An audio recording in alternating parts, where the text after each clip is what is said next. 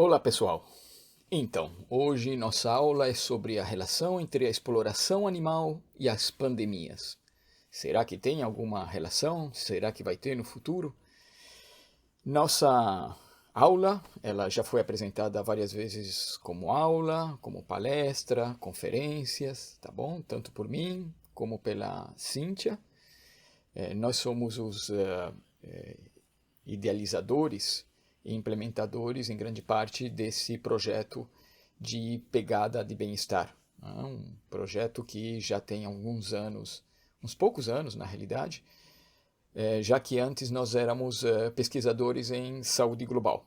Enquanto nós estávamos fazendo essa parte aqui de saúde global, a gente escreveu programas para analisar as diferentes epidemias, por exemplo, de gripe todo ano.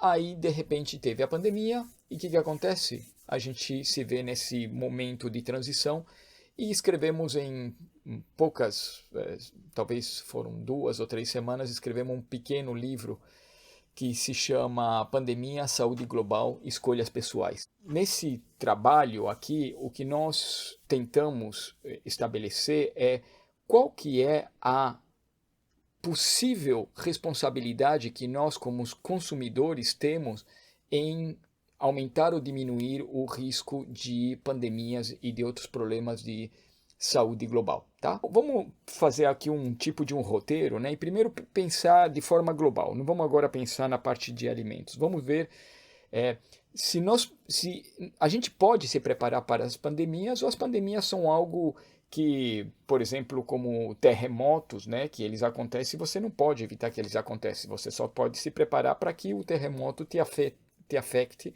pouco. Nós não podemos pensar que a gente vai conseguir prever qual que vai ser o próximo patógeno que vai causar a próxima pandemia, né? Como que ela se vai comportar e quando surgirá, a gente tem que esquecer que isso é uma possibilidade. Esse é um livro muito interessante em economia que eu aconselho enormemente que vocês leiam e que fala justamente isso aí, como que muitos modelos econômicos eles falham porque eles acham que podem, que a gente tem o poder de prever o futuro. E aí aqui a gente aplica para a questão dos patógenos que tem lá, ou potenciais patógenos que tem na natureza, quais que vão poder nos afetar. E, inclusive a gente até escreveu um artigo nesse sentido, né, trazendo essa ideia para a parte epidemiológica bem antes, né, da pandemia. E é interessante que todos achavam que a próxima pandemia ia ser de gripe, né, de influenza. E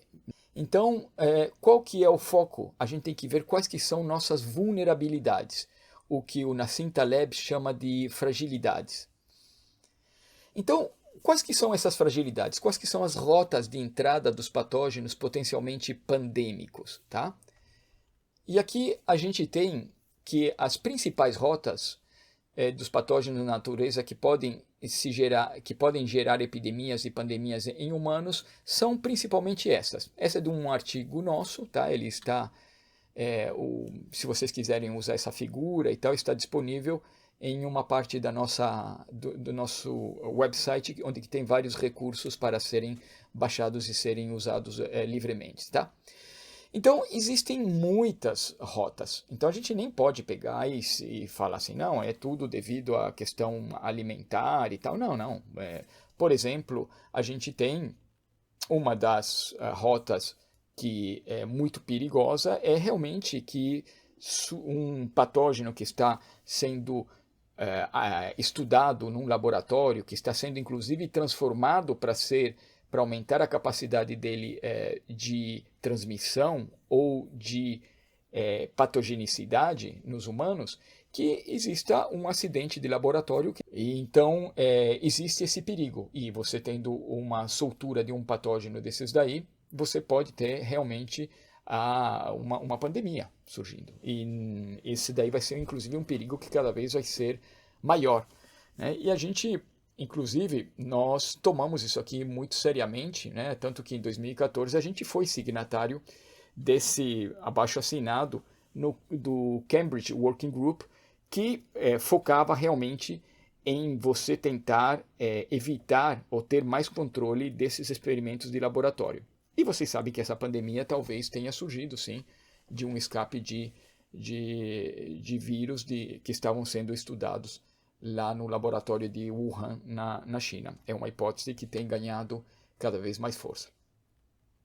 Agora, voltando ao nosso foco, muitas pandemias e epidemias com potencial pandêmico ocorridas no último século tiveram sua origem na captura e produção de animais para o consumo, ok?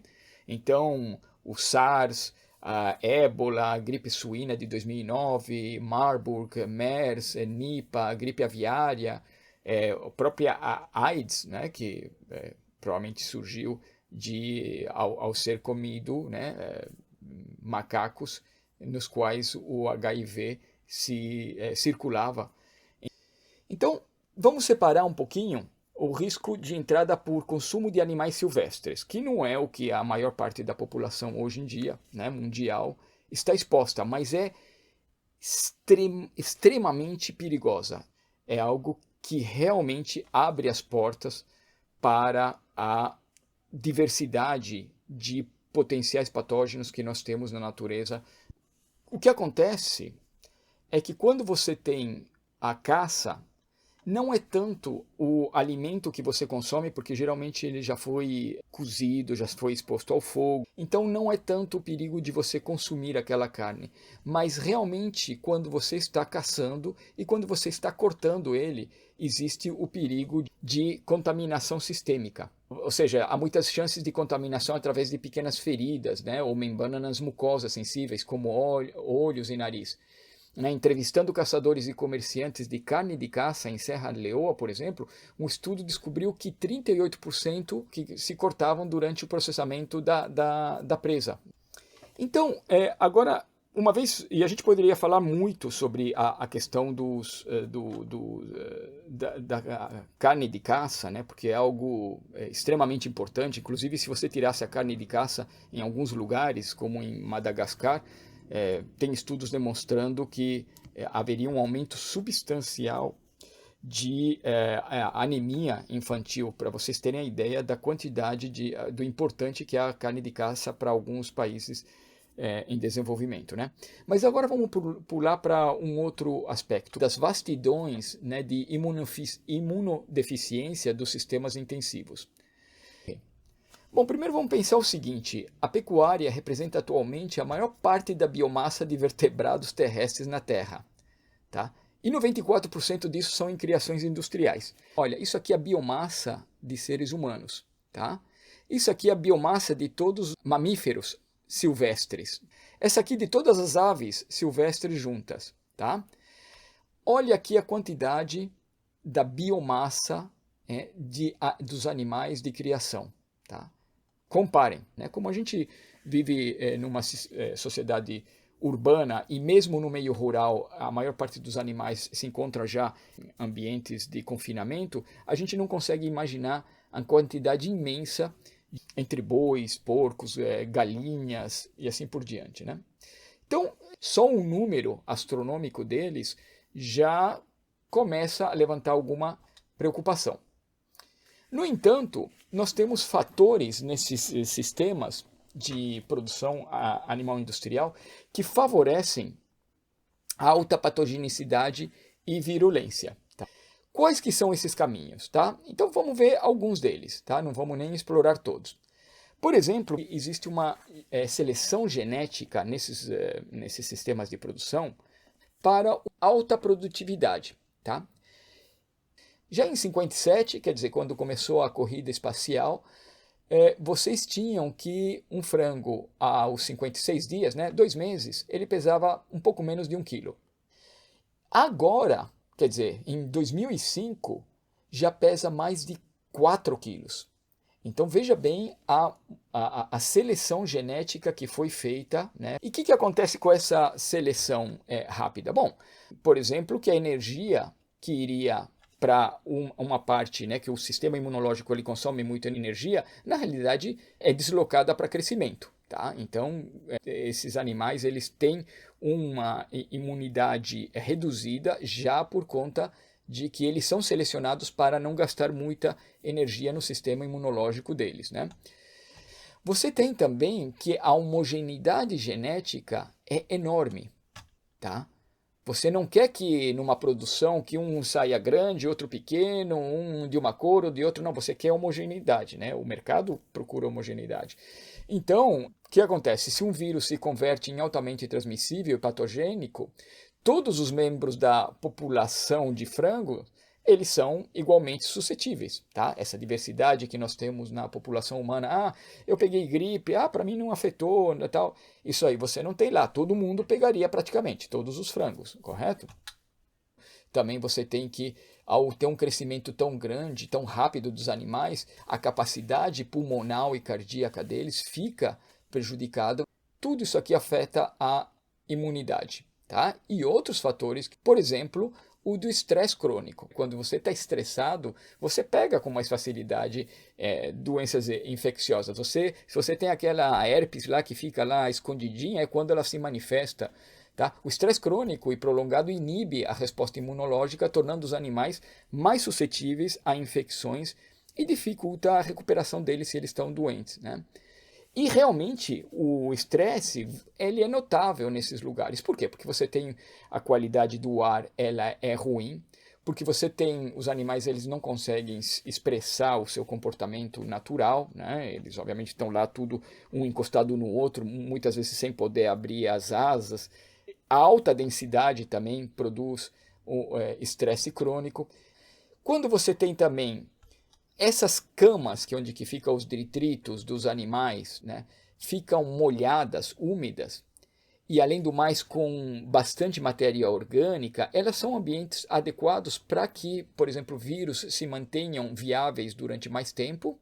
E se você tem lá também falta de luz solar, tal, você tem que os patógenos estão vivos durante mais tempo, ok? De forma notável, a gente tem visto, né, no noticiário vários surtos de influenza altamente patogênica. Tá? Então, esse grupo de influenza são aqueles lá que, quando consegue passar para um ser humano, mata 30%, 50%. Ainda bem que, quando passa, não tem ainda a transmissão de humano para humano. Mas isso é algo que pode acontecer com algumas mutações, né? Então, bom, tudo bem, de repente esses são os ambientes de criação intensiva são muito propensos para surgir novas cepas de vírus e para que os vírus da natureza passem ao ser humano. No entanto, eles são lugares muito seguros e tal. Olha, isso aí é um mito que obviamente é propagado pelos interesses da própria indústria, mas veja bem, não sei se vocês sabem como que são, né, sacrificados todos os animais de uma criação de frangos. Aí descobriram alguns que estão com a gripe aviária, então como que a gente elimina eles? Em alguns casos, o jeito que se faz é simplesmente desligando o sistema de ventilação. A quantidade de ar que tem que passar aí todo momento é imensa. Tanto que se você deixa 1 hora, você já matou quase todos os animais que estão lá. Então, imaginem só se essa poeira que está aí passando constantemente, ela não vai estar carregando qualquer tipo de vírus que se mantém, né, no ar, que se mantém flutuando, se mantém na poeira. Por muita biossegurança, por muito que você lave a bota com um desinfetante para entrar e para sair, obviamente que você não consegue que uma instalação dessas daí, imensa, você tenha uma forma de não sair e de não entrar patógenos nela, né? Inclusive até uma empresa aqui que vende material de segurança para eles, não somos nós que estamos dizendo. Um pequeno risco repetido 1000 vezes torna-se um grande risco. E não é só isso aí não, é que você pega as fezes desses animais e joga nos campos, tem um monte de moscas que se posam neles, e assim por diante. Quando você está transportando animais também, vai soltando partículas, enfim. Não existe como garantir a biossegurança, mas nem de longe. É um mito total dizer que, não, esses são sistemas contidos lá dentro, é muito difícil que ocorram fugas. Não, olha, isso aqui inclusive é uma lagoa de dejetos, tá? Nós estamos falando aqui do perigo pandêmico, né? E por isso eu não vou falar de contaminação alimentar, da degradação ambiental tipicamente associada a sistemas intensivos causados por problemas de saúde diretos às comunidades, contaminação dos corpos de água por metais pesados, medicamentos veterinários, hormônios e tal. Não vou falar nada disso aí. Mas não dá para não mencionar a pandemia silenciosa que cada ano aumenta da resistência aos antibióticos, ok? O surgimento de bactérias resistentes a antimicrobianos, né, os que são chamados de superbactérias, é atualmente considerado uma das maiores ameaças à saúde global. Atualmente, cerca de 1,27 milhão de mortes por ano são diretamente atribuíveis a bactérias resistentes a antibióticos. Ou seja, uma mortalidade pelo menos tão grande quanto a de doenças importantes como o HIV, a malária, e potencialmente 4 vezes maior se as mortes indiretas associadas ainda forem consideradas, tá? Antes da descoberta dos antibióticos, a humanidade vivia um mundo muito diferente. A gente esqueceu desse mundo, um mundo sem antibióticos. Então, essa aqui é uma pintura de um venezuelano, né, que em 1886 ele mostra aí como que o marido tem que se conformar que a mulher tem tuberculose, que ela vai morrer porque não tinha antibióticos. Se nós acabamos com o poder dos antibióticos, nós podemos chegar a um mundo no qual, realmente, quando você se corte e tem uma ferida, quando você precisa fazer uma operação, uma cesárea, um acidente de moto, você não vai ter antibióticos para prevenir as infecções que fazem possíveis não só essas operações, mas todo mundo aqui tomou antibiótico. Provavelmente a maior parte dos que estamos aqui estamos vivos graças aos antibióticos. E o que acontece? 70% dos antibióticos vendidos no mundo são usados em animais criados em fazendas intensivas. Então vocês pensam assim, não, mas a gente vai usar o antibiótico, bom que o médico recomendou a gente usar só antibiótico só quando sabe mesmo que é uma infecção bacteriana, não quando é uma infecção viral e tal. Tudo bem, isso aí tem que ser feito. No entanto, 70% são vendidos no mundo, né, usados para criação de fazendas intensivas, né? E por que eles são usados? Justamente para permitir a sobrevivência até a idade de abate, que é bastante jovem, dos animais. Veja bem, a maioria de vocês deve ter um cachorro, né? E sabe mais que um cachorrinho com 6 meses, ele ainda é praticamente um bebê, né? O ciclo de vida de um porco é muito similar, tá? E até a inteligência do porco é muito similar à do cachorro, etc. Um porco com 6 meses é a mesma coisa que um cachorrinho com 6 meses, tá bom? Com 6 meses é quando ele já está pronto para ser levado ao matadeiro. Ele já tem um peso enorme. Todos aqueles porcos que a gente vê imenso que são sacrificados é de um animal que só tem 6 meses, 7 meses, tá? Nas raças modernas são 6, 7 meses. Antigamente, né, naqueles de quintal e tal, demorava um ano e meio e tal, para estar pronto para matar. Hoje em dia, em 6 meses. Com 6 meses, você teria que ter um animal super saudável. Vocês sabem, um cachorrinho de 6 meses é muito difícil que ele esteja com problema de saúde e tal. Ele está bem, ele está no melhor da vida dele. Os antibióticos, eles são dados justamente para fazer que aquele animal consiga chegar até 6 meses. Percebem? As condições são tão brutais naqueles sistemas de criação, né, pelos motivos que a gente falou. Se você não tivesse enchendo ele, dando antibiótico na comida dele, você não conseguiria que ele chegasse a essa idade. Tá? Então, só para vocês terem uma ideia de como está relacionado a questão do consumo antibiótico com o bem-estar animal, inclusive. Nos sistemas de produção animal não intensiva, isso aqui são umas fotos quando a gente estava morando na Espanha e tal, né? Que a gente foi visitar um criadouro lá extensivo, tá? Onde os animais estão tomando sol, eles estão chafurdando na terra, no barro e tal. E percebam, inclusive, uma coisa interessante. Aqui os porcos têm rabo, tá? Ué, e daí? Que tem rabo? Bom, aqui eles não têm. Aqui são cortados. Por quê? Porque os animais, nessa situação aqui, eles estão num estresse enorme. O que eles fazem é né, de falta do que fazer e estressado, existe muitas vezes o perigo de muitos porcos eles acabarem com infecções, né, porque os outros porcos atacariam o rabo deles nessas situações aqui. Eles estão estressados, estão tudo junto, não tem o que fazer. E esses animais, quando a gente perguntou para o dono se usava antibiótico neles, ele falou, não, uso quando, igual que com alguém da família, se alguém fica doente por algum motivo, né, se alguém tem um corte e tal, aí você obviamente usa antibiótico, mas você não coloca na alimentação deles porque eles não precisam, tá? Porque são animais que não precisam ter uma profilaxe brutal de antibiótico para eles chegarem na idade de abate.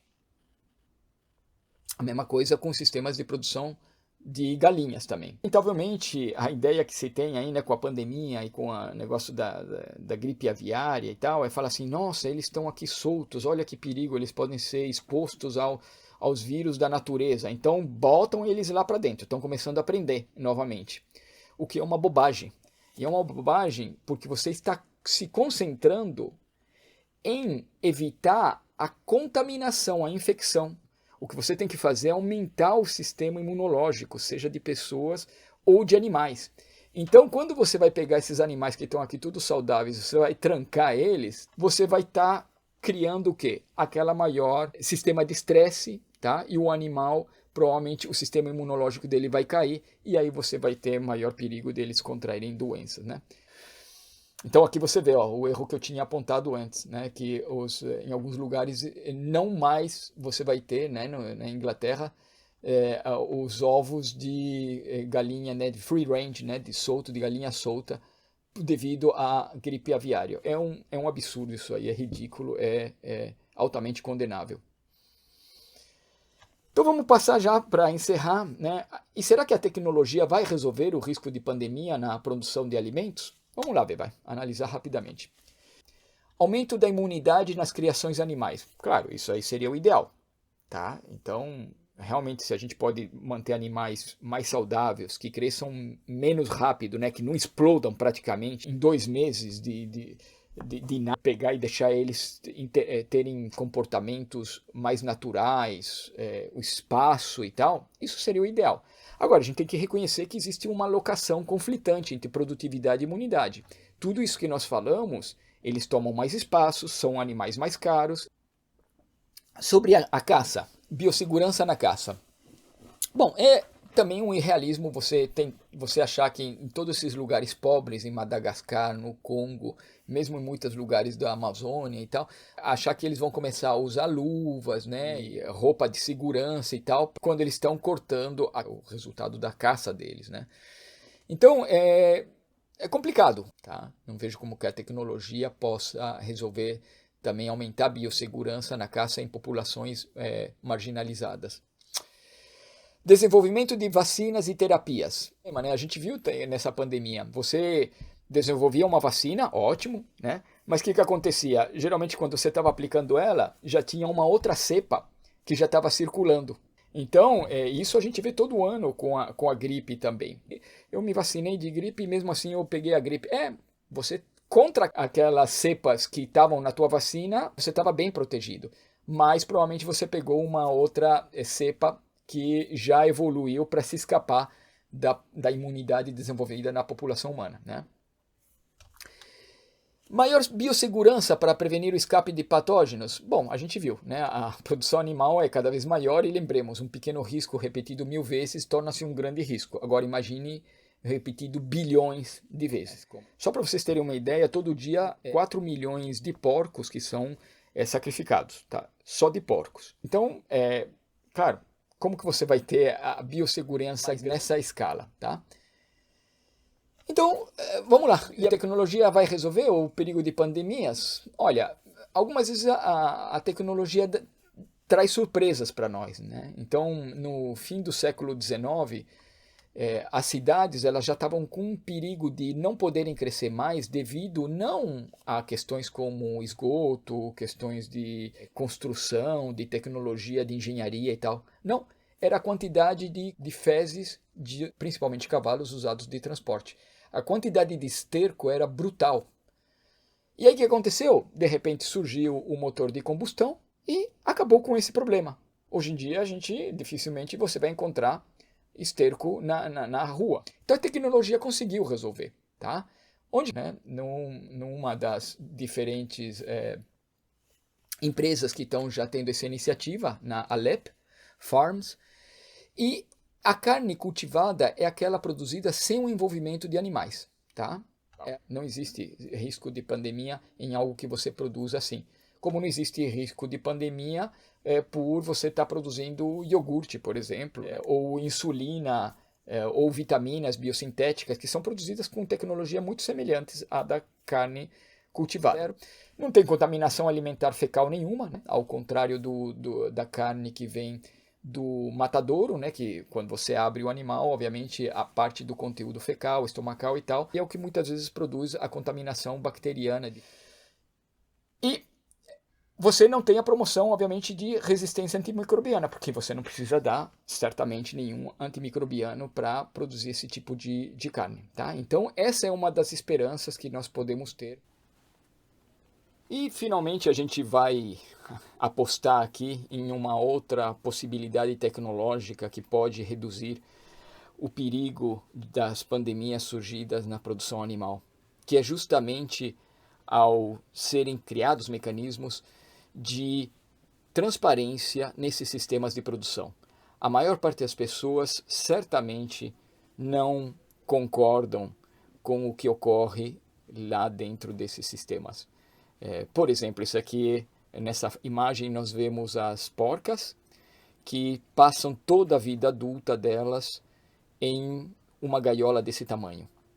É realmente espantoso. Elas só são retiradas daí ou para finalizar a vida delas, ou quando elas têm os seus filhotes, elas são levadas a uma gaiola semelhante, mas no qual elas podem amamentar esses filhotes. Então elas passam toda a vida sem poder nem sequer dar a volta nelas mesmas. Um animal que é tão inteligente como um cachorro, que gostaria de estar interagindo socialmente, que gostaria de estar explorando, ele está dessa forma. Não precisa ser nenhum grande defensor dos animais, nem um grande conhecedor de ciência do bem-estar para saber que isso aí é uma brutalidade da qual as futuras gerações estarão julgando nós.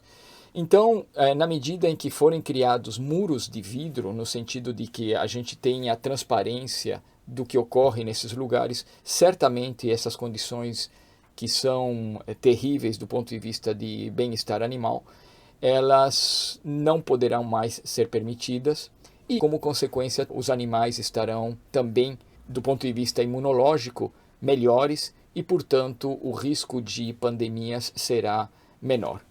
Nós, inclusive, na nossa entidade, nós trabalhamos nesse sentido. Nós pegamos dos sistemas de produção animal, analisamos eles com muito cuidado em todas as fases, e daí nós vemos quais que são as fontes de desafio ao bem-estar animal, medimos por uma metodologia que será apresentada em uma outra aula, e com isso daí temos a quantidade total de horas em dor de diferentes intensidades que os animais sofrem nesses sistemas. Isso aí, essa informação inclusive está possibilitando que a gente esteja caminhando para uma criação de realmente uma pegada de bem-estar nos produtos de origem animal. Então, obviamente, aí tem que ser considerado qual que é a porção, né, do animal que vai naquele produto, ou quantos animais vão, né, também os outros animais que a gente não vê, mas que estão também envolvidos no sistema de produção, e assim por diante. Então, essa tecnologia, esses esforços que nós estamos fazendo e que outros estão fazendo, apesar de que o objetivo deles é para o bem-estar animal, acabarão tendo, tomara, um impacto no sentido de diminuir o perigo de pandemias originárias de produtos de origem animal. Ok? Então é isso aí. Se querem mais informação, nós temos aqui a nossa página de internet que mostra os nossos projetos, os livros que escrevemos, os estudos em andamento e assim por diante. Ok? Grande abraço a todos.